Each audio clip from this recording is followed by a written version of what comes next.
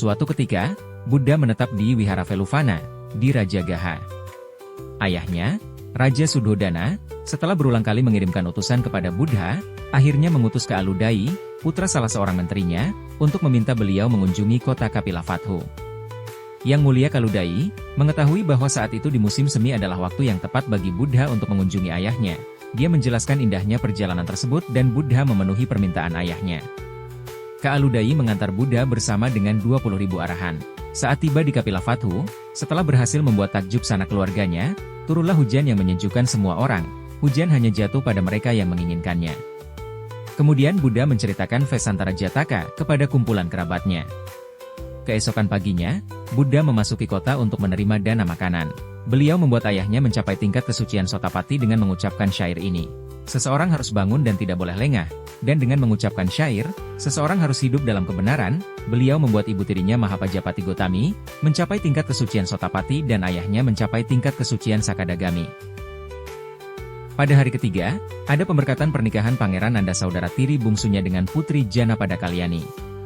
Buddha mengunjungi istana Nanda, tempat perayaan sedang berlangsung untuk merayakan penobatan dan pernikahan Nanda. Buddha masuk ke dalam rumah Nanda untuk menerima dana makanan, memberikan selamat, dan kemudian menyerahkan patah ke Pangeran Nanda dan pergi tanpa mengambil kembali patah tersebut. Karena rasa hormatnya kepada Buddha, Pangeran Nanda tidak berani berkata, "Yang Mulia, silakan ambil patah Anda," tetapi berkata dalam hati, beliau akan mengambil patahnya sebelum menuruni tangga. Akan tetapi, bahkan saat Buddha telah sampai di bagian anak tangga teratas, beliau tidak mengambil patahnya. Nanda berpikir, beliau akan mengambil patahnya setelah menuruni tangga. Namun, Buddha tidak mengambil patahnya di sana. Nanda berpikir, beliau akan mengambil patahnya di halaman istana. Ternyata, Buddha juga tidak mengambil patahnya di sana. Sebenarnya, Pangeran Nanda ingin kembali ke pengantin wanitanya, dan tidak mau mengikuti Buddha. Akan tetapi, karena sangat hormat kepada Buddha, dia tidak berani berkata, "Terimalah patah Mu, Bhante," sehingga dia terus mengikuti Buddha sambil berkata dalam hati, beliau akan mengambil patahnya di sini, beliau akan mengambil patahnya di sana. Melihat kejadian ini, para pelayan segera menyampaikan hal ini kepada si pengantin wanita, Janapada Kalyani, gadis tercantik di negeri tersebut. "Tuan Putri, Buddha telah membawa Pangeran Nanda pergi bersamanya, itu adalah tujuan beliau, untuk merampas pangeran dari Anda." Sang pengantin wanita, dengan air mata berlinang dan rambut acak-acakan, berlari mengejar Pangeran Nanda secepat mungkin dan berkata kepadanya, "Pangeranku, segeralah kembali." Kata-katanya membuat hati Nanda bergetar.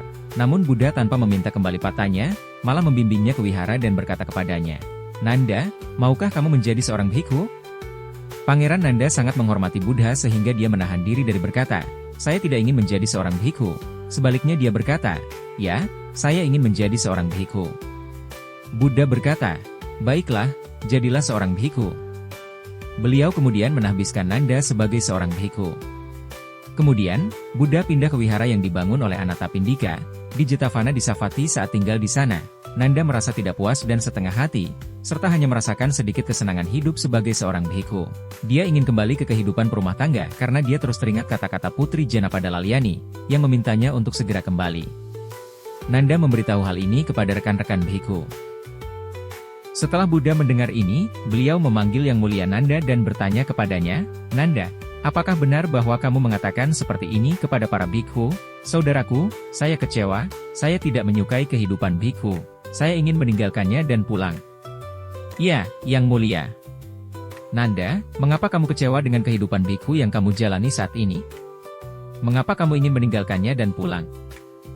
"Yang Mulia, ketika saya meninggalkan rumah, istri saya Janapada Kalyani, dengan rambut acak-acakan, memohon kepada saya sambil berkata, 'Pangeranku, kembalilah segera.'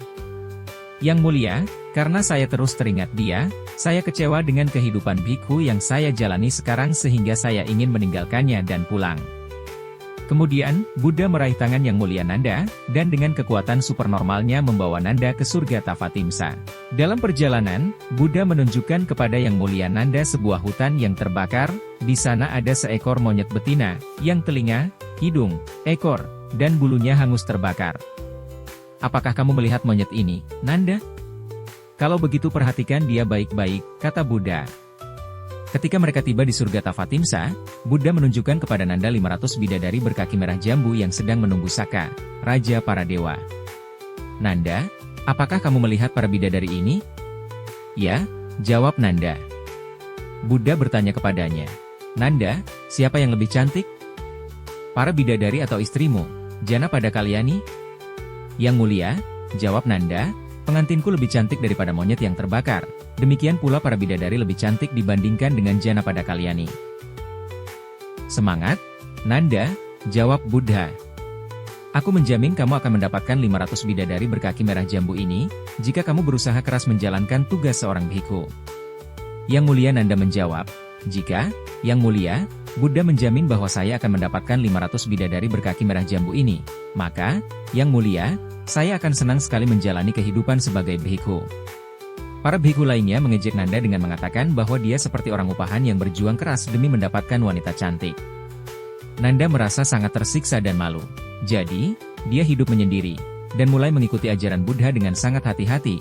Dia mencoba dengan sangat keras berlatih dhamma, dan akhirnya mencapai kearahantaan. Sebagai seorang arahanta, pikiran Nanda benar-benar terbebas dari semua keterikatan, dan setelah itu dia mendatangi Buddha dan membebaskan beliau dari janjinya. Semua ini telah diramalkan oleh Buddha sejak awal. Bhikkhu lainnya, mengetahui bahwa Nanda tidak bahagia dengan kehidupan seorang bhikkhu, kembali bertanya kepadanya bagaimana keadaannya. Ketika Nanda menjawab bahwa ia tidak memiliki keterikatan lagi dengan kehidupan rumah tangga, mereka mengira Nanda berbohong. Jadi, mereka memberitahu Buddha tentang masalah tersebut, serta mengungkapkan keraguan mereka. Buddha kemudian menjelaskan bahwa sebelumnya, sikap Nanda adalah seperti rumah dengan atap yang rusak, tetapi sekarang telah berkembang menjadi rumah dengan atap yang bagus. Kemudian Buddha berkata dalam syair berikut, syair 13, bagaikan hujan menembus rumah beratap tiris, demikian pula nafsu menembus pikiran yang tidak dikembangkan dengan baik. Syair 14, bagaikan hujan tidak dapat menembus rumah beratap baik, demikian pula nafsu tidak dapat menembus pikiran yang telah dikembangkan dengan baik. Jika kamu suka video ini, jangan lupa untuk like dan subscribe untuk lebih banyak cerita indah.